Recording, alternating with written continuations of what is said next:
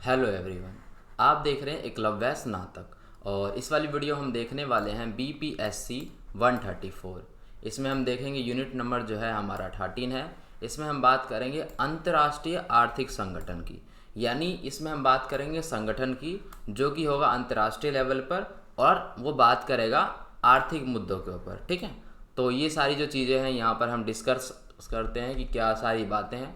तो सबसे पहले हम परिचय को समझ लेते हैं। इसमें हम देखेंगे कौन से टॉपिक जो है हम यहाँ पर पढ़ने वाले हैं। ठीक है दोस्तों, तो यहाँ पर देखिए, जैसा कि आपको पता है शीत युद्ध के बाद, यानी जब शीत युद्ध की समाप्ति हो गई तो उसके बाद जो पूंजीवादी विचारधारा वाले थे वो जीते। ठीक है, उनकी विजय हुई। विशेष रूप से अगर हम बात करें तो विकसित देश जो है, खासकर अगर हम अमेरिका की बात करें तो उन्होंने क्या किया, अपने सैनिक और राजनीतिक ताकत को स्थापित किया, अपनी सैनिक और राजनीतिक ताकत को मजबूत किया। ठीक है, तो इसी तरीके से अगर हम देखें तो इस अध्याय में हम बात करने वाले हैं वैश्विक आर्थिक संगठनों की, जैसे कि अंतर्राष्ट्रीय मुद्रा कोष। ठीक है, विश्व बैंक के ऊपर हम बात करेंगे, विश्व व्यापार संगठन। ठीक है, और साथ ही आर्थिक संकट क्या था, क्या आया था, इन सभी चीज़ों के बारे में जो हम यहाँ पर विस्तार पूर्वक अध्ययन करने वाले हैं। ठीक है दोस्तों, देखिए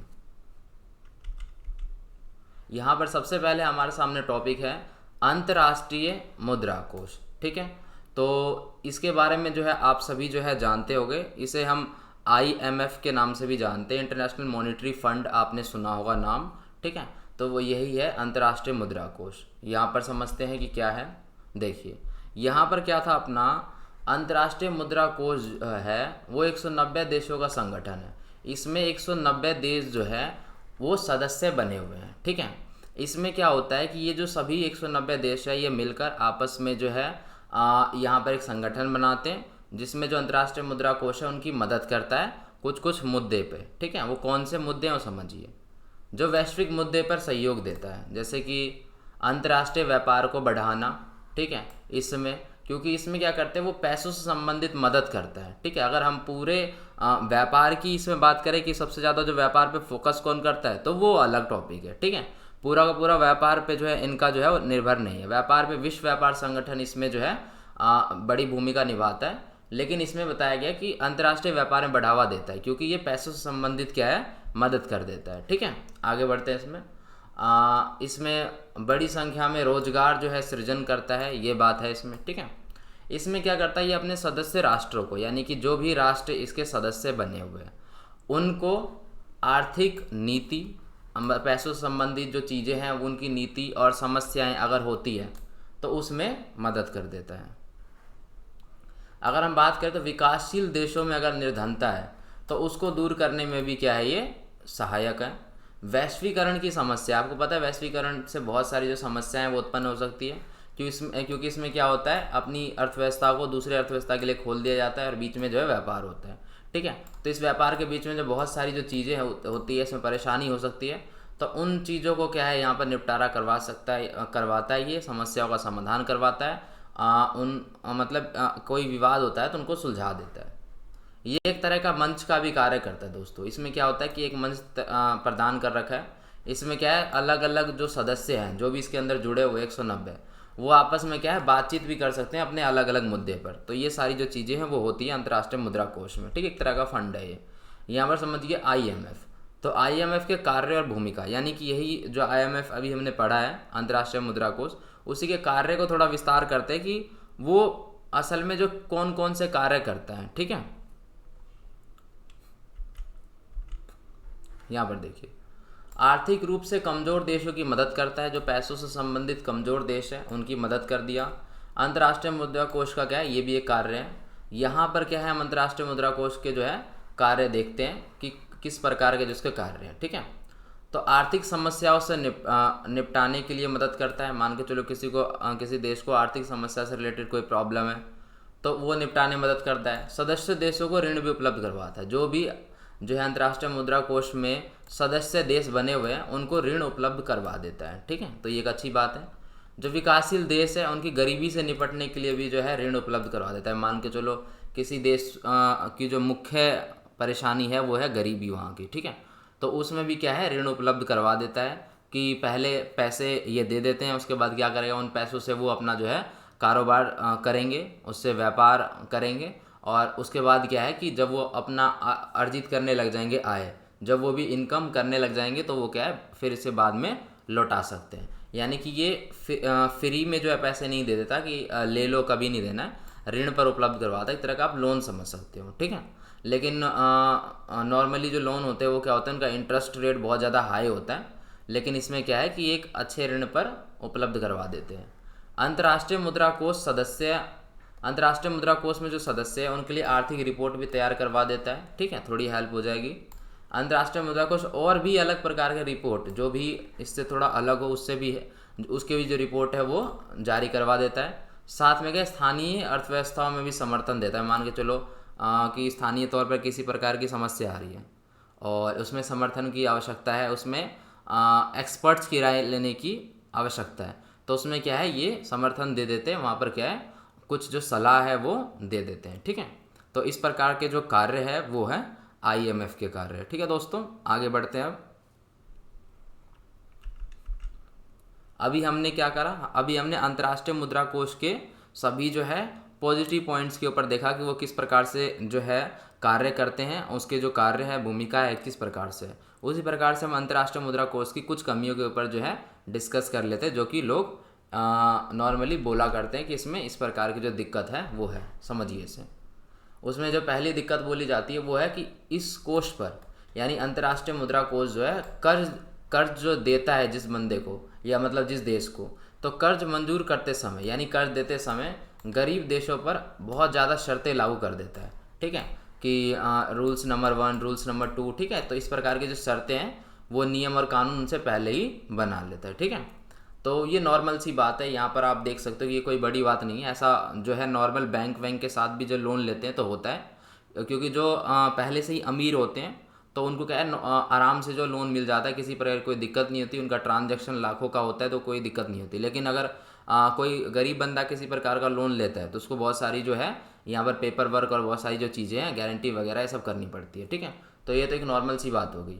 और यहाँ पर जो है सदस्य देशों के साथ समान व्यवहार ना करना, सदस्य देशों के साथ समान व्यवहार न करना, यहाँ पर ये प्रॉब्लम है, ठीक है।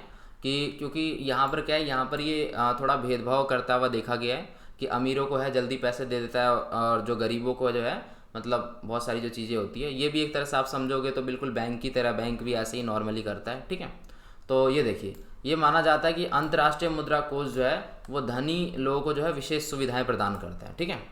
और कुछ राष्ट्रों तो इसे अमीरों का क्लब भी कहते हैं। तो दोस्तों ऐसा होता है, ये भी मेरे ख्याल से जो बिल्कुल नॉर्मल सी बात है। ये कमियां हैं, आप ये कमियां लिख सकते हो, ठीक है। लेकिन ये सारी जो बात है ये नॉर्मल है, जैसे कि आप समझ सकते हो कि ऐसा नॉर्मली होता है, ठीक है। जो क्रेडिट कार्ड होते हैं उस पर क्या होता है, उस पर सामान जो है सस्ता मिलता है, ठीक है। मतलब कि आप समझ सकते हो उस पर ऑफर होता है 5% 10% का क्रेडिट कार्ड के ऊपर ऑफर होता है।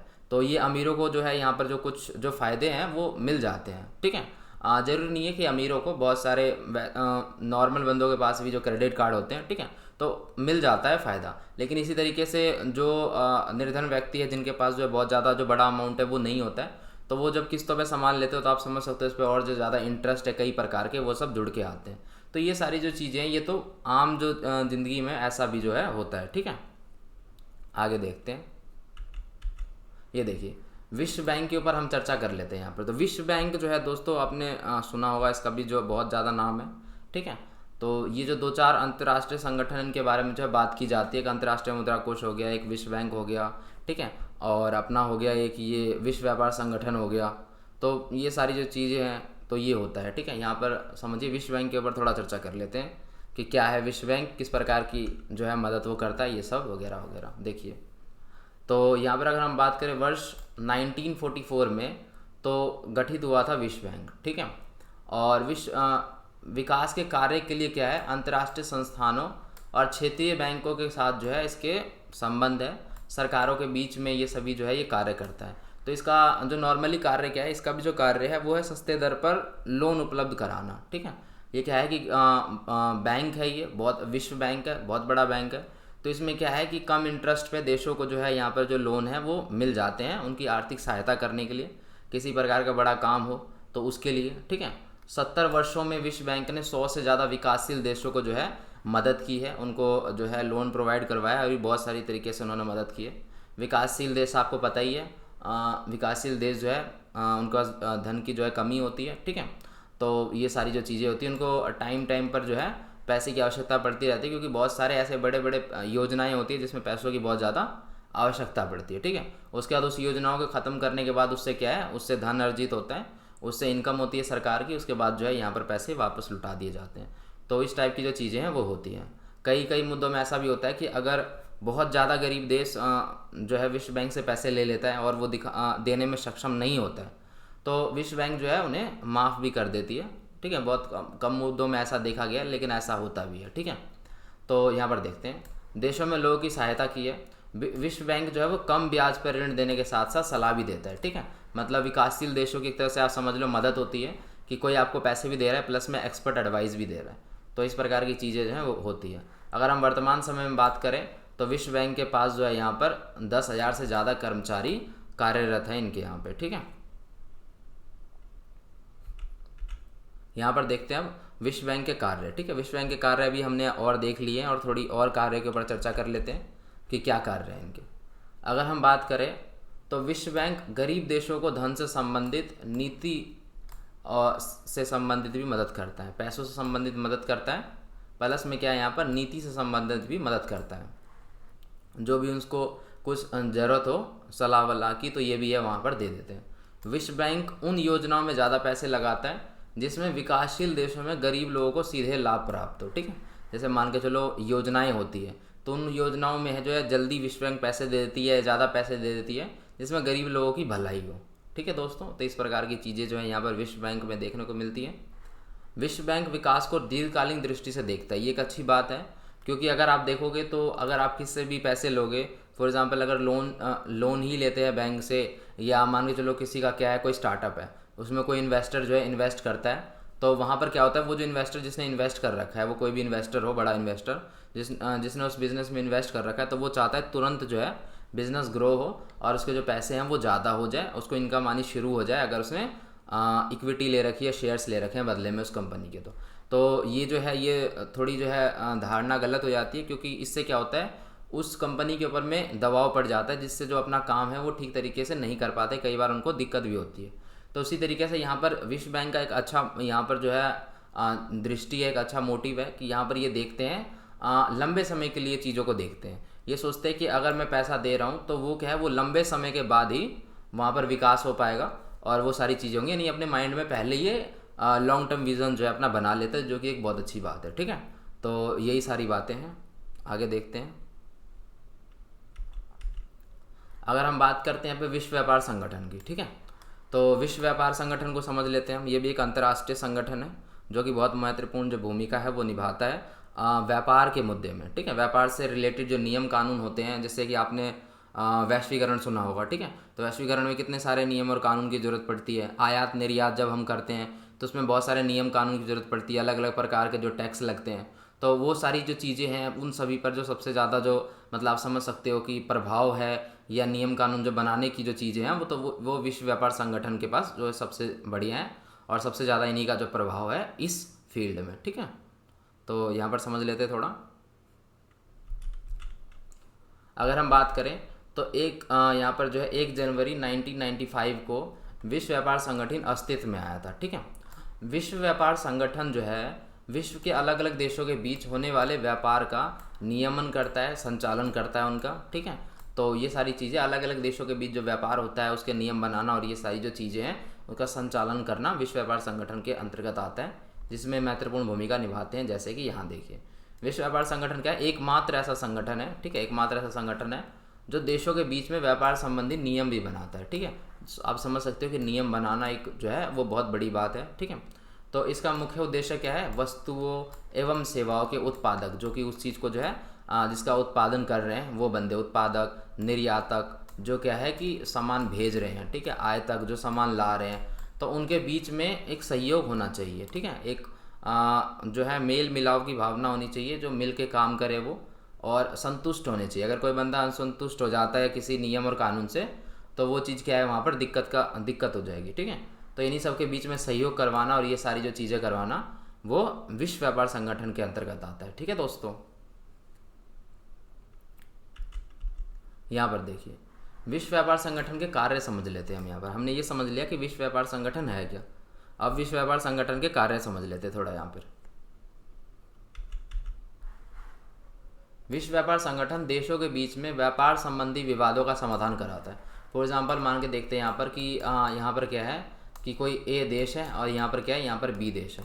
तो इनके बीच में क्या हुआ कि व्यापार से संबंधित किसी प्रकार का मनमुटाव होता है, ठीक है।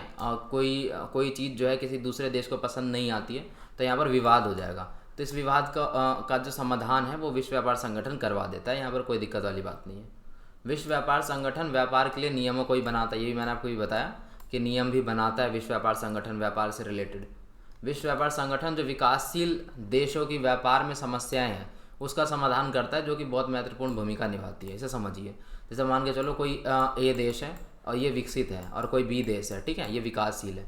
तो यहाँ पर आप समझ सकते हो जब इनके बीच का कोई मुद्दा होगा तो इसमें क्या है, ए देश का जो है थोड़ा वर्चस्व रहेगा क्योंकि वो विकसित है, और बी देश जो है वहाँ पर जो थोड़ा कमज़ोर पड़ जाएगा क्योंकि वो विकासशील है। तो यहाँ पर बीच में दोनों तरफ बराबर फैसला करने का जो काम है, समस्या का समाधान कराने का जो काम है, वो विश्व व्यापार संगठन कराता है। क्योंकि विश्व व्यापार संगठन को यहाँ पर व्यापार के अंतर्गत बड़ा माना गया है। तो यहाँ पर ए से भी बड़ा है और बी से भी बड़ा है। तो ये जो चीज़ें बोलता है और जो समस्या का समाधान करवाता है, इन दोनों को मानना पड़ता है। तो एक अच्छी भूमिका आप यहाँ पर जो है इस चीज़ को समझ सकते हो, ठीक है।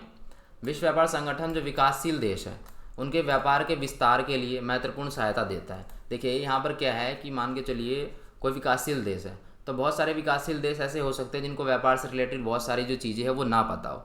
तो ना पता हो तो ये क्या है, ये एडवाइस दे देते हैं या ये बता देते हैं कि ये जो व्यापार है इसका विस्तार कैसे किया जाएगा। तो इस प्रकार की जो चीज़ें हैं ये प्रदान कर देते हैं, जो कि बहुत अच्छी बात है, ठीक है। आगे बढ़ते हैं और यहाँ पर हमारा जो टॉपिक है वो है आर्थिक संगठन, ठीक है। तो आर्थिक संकट, तो आर्थिक संकट का क्या मतलब है?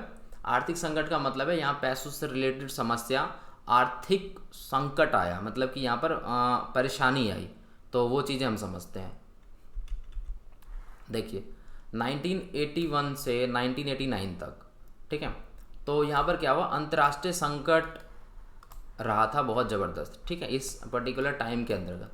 तो यहाँ पर बहुत ज़बरदस्त जो है अंतर्राष्ट्रीय आर्थिक संकट रहा था। यहाँ पर भारत में भी देखने को मिलता है, भारत से जो बाहर है वहाँ पर भी देखने को मिला था इस सन के अंतर्गत, ठीक है।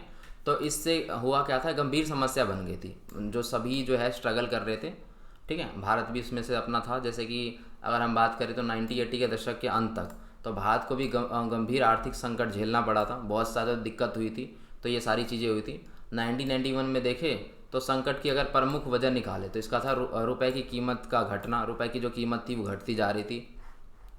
जो निवेशक थे, जब इस प्रकार की कोई चीज़ें होती है तो निवेशक जो है वो डर जाते हैं। निवेशक मतलब कि जो किसी देश में निवेश करते हैं अपनी पूंजी को बढ़ाने के लिए, तो निवेशक जो है डर जाते हैं। और इस समय यही हुआ था, निवेशक जो भारत के प्रति उनका जो विश्वास है वो कम हो रहा था। जैसे मान के चलिए कोई देश है, ठीक है, उस देश में क्या है, उस देश के जो फॉरेन इन्वेस्टर्स होंगे, अगर वो देश उस देश में इन्वेस्ट करते हैं तो ये एक बहुत बड़ी बात होती है देश के विकास के लिए, ठीक है, क्योंकि बाहर विदेशों से पैसा आता है भारत के अंदर में।